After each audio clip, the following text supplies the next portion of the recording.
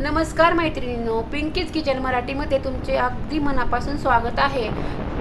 आपल्या चॅनलवर आजपासून एक खूपच विशेष आणि चवदार सिरीज सुरू होत आहे। त्या सिरीजचं नाव आहे 100+ भाताचे प्रकार।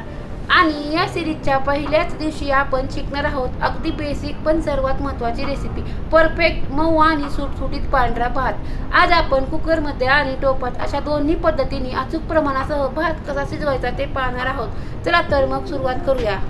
भात छान होण्यासाठी तांदूळ निवडणे फार गरजेचे आहे। आज मी आंबेमोहर हा तांदूळ घेतलेला आहे। सगळ्यात आधी आपण 1 कप तांदूळ भांड्यात काढून घेऊ आणि तो स्वच्छ करून घेणार आहोत। त्यामधील खडा किंवा काही घाण असेल ते आपण काढून घेणार आहोत। आता यामध्ये पाणी घालून तांदूळ हलक्या हाताने 2 ते 3 वेळा स्वच्छ धुवून घ्यायचा आहे। जास्त जोरात चोळायचं नाही, नाहीतर तांदळाचे तुकडे पडू शकतात। मी इथे आंबेमोहरची कणी घेतलेली आहे। तांदूळ धुवून झाल्यानंतर त्यातील सर्व पाणी निथळून काढून घ्यायचे आहे।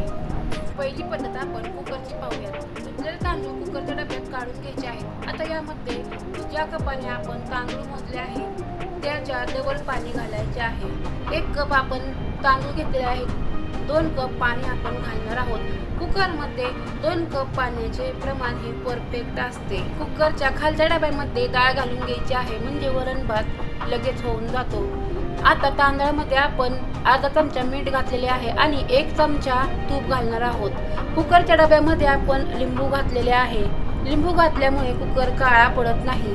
त्यानंतर आपण झाकण लावून घेणार आहोत आणि 3 शिट्ट्या काढून घेणार आहोत। इथे आपण लगेच टोपात कसा भात करायचा याची देखील पद्धत पाहूयात। तिकडे कुकरच्या 3 शिट्ट्या होत आहेत, तोपर्यंत इथे आपण टोपात जो तांदूळ लावायचा आहे तो मी निसून घेतला आहे आणि त्याला आता आपण स्वच्छ धुवून घेणार आहोत। जो भात आपल्याला टोपात लावायचा आहे तो तांदूळ 2 ते 3 वेळा पाण्याने स्वच्छ धुवून घ्यायचा आहे, म्हणजे त्यातील काळा भाग निघून जाईल। आंबेमोहर ची कणी जुनी असल्यामुळे जरा काळपट दिसत असते, ती स्वच्छ धुवून घेतली म्हणजे भात पांढरा शुभ्र होतो। आता इथे पाणी चांगले निथळून काढून घेणार आहोत। त्यानंतर आपण गॅसवर एक दुसऱ्या पातेल्यामध्ये 3 कप पाणी उकळायला ठेवणार आहोत। आपण कुकरमध्ये 2 कप पाणी घातले होते 1 कप तांदळाला, आणि आता पातेल्यामध्ये 1 कप तांदळाला 3 कप पाणी घालायचे आहे। भात मोकळा शिजत असल्यामुळे त्यामध्ये पाणी जास्त लागते। त्यानंतर अर्धा चमचा मीठ घालून घेणार आहोत आणि 1 चमचा तूप घालणार आहोत। तूप घातल्यामुळे भात मोकळा आणि छान होतो। तूप किंवा तेल घातले तरी देखील चालते। मध्यम आचेवर टोपातील पाणी उकळू द्यायचे आहे। पाणी उकळल्यानंतर आपण धुवून घेतलेला तांदूळ पाण्यामध्ये घालून घ्यायचा आहे आणि 1-2 मिनिटं झाकून ठेवायचे आहे। परत एकदा छान पाण्याला उकळी आली की झाकण काढून घ्यायचे आहे आणि मंद आचेवर भाताला शिजून द्यायचे आहे। भात शिजवत असताना मध्ये चमच्याने 1 ते 2 वेळा असा हलवून घ्यायचा आहे, म्हणजे तो खाली चिकटत नाही। मंद आचेवर भात 10 ते 15 मिनिटं चांगला शिजून द्यायचा आहे। आता मी पाणी पाहिले तर भातामध्ये पाणी जरा कमी वाटत होते।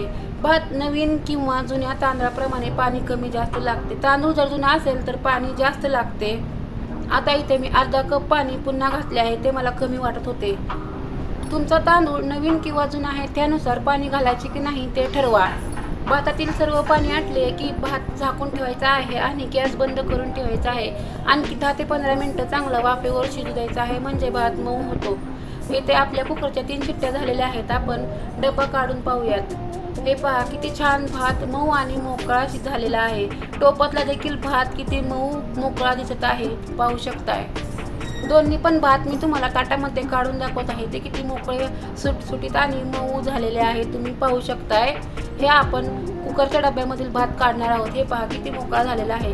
टाकताना तुम्ही पाहू शकताय कसा भात मोकळा पडत आहे आणि किती छान दिसत आहे, अगदी मोकळा, प्रत्येक कण मोकळा झालेला आहे। हा आंबेमोहर तांदूळ असल्यामुळे सहसा तो जास्त पाणी झालं तर चिकट होऊ शकतो। हा कुकरमधला भात झाला। आता आपण टोपातला भात पाहूयात, तो देखील असाच मऊ आणि मोकळा झालेला आहे। कोणताही तांदळाचा भात तुम्ही याच पद्धतीने बनवा। तुम्हाला कोणती पद्धत आवडली, टोपातील की कुकरमधली, नक्की सांगा। आणि भाताची 100+ सिरीज पाहण्यासाठी चॅनलला सबस्क्राईब करून ठेवा, म्हणजे तुम्हाला सर्व भाताचे प्रकार पाहायला मिळतील। आपल्या 100+ भाताच्या सिरीजबद्दल तुमचे मत नक्कीच कमेंट करून कळवा। पुन्हा भेटूयात आपण आपल्या 100+ भाताच्या सिरीजमध्ये नवीन भाताच्या प्रकारासहित। व्हिडिओ शेवटपर्यंत पाहिल्याबद्दल अगदी मनापासून धन्यवाद।